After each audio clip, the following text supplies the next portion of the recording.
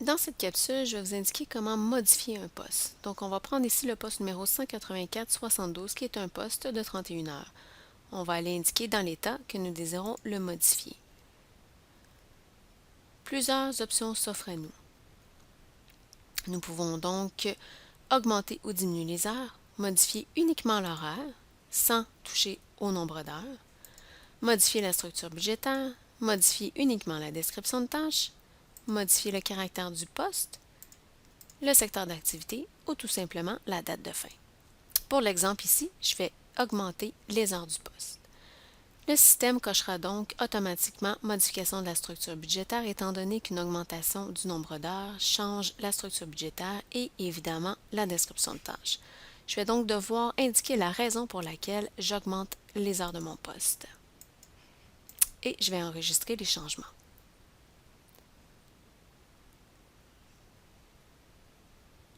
Le système me ramènera par la suite à la page d'accueil où je vois toujours mon 31 heures. Avec le crayon ici, je vais accéder à l'intérieur de mon poste.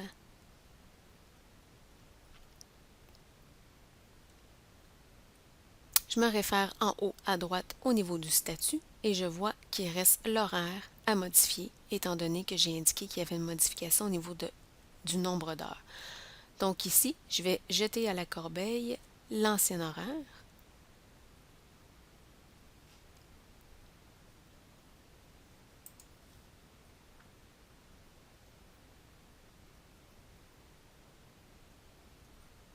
Je vais détruire le deuxième bloc.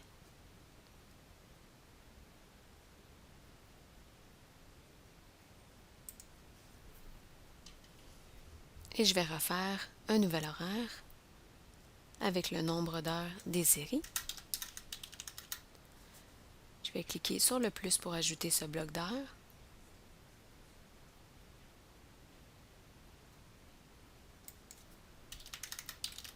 Et mon deuxième bloc d'heures ici, pour un total de 7 heures par jour,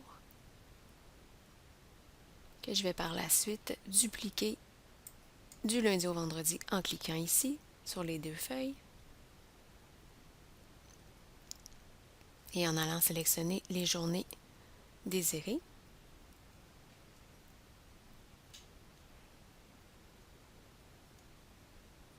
Pour un total de 35 heures. Ici, la structure budgétaire est en vert étant donné qu'il n'y a pas de changement au niveau de la structure budgétaire. Par contre, s'il y avait eu un changement, il vous l'aurait indiqué en mettant un losange rouge. Je peux également ici changer la date de début d'entrée en fonction de mon poste, étant donné que le nombre d'heures du poste a changé et que ça crée automatiquement une abolition.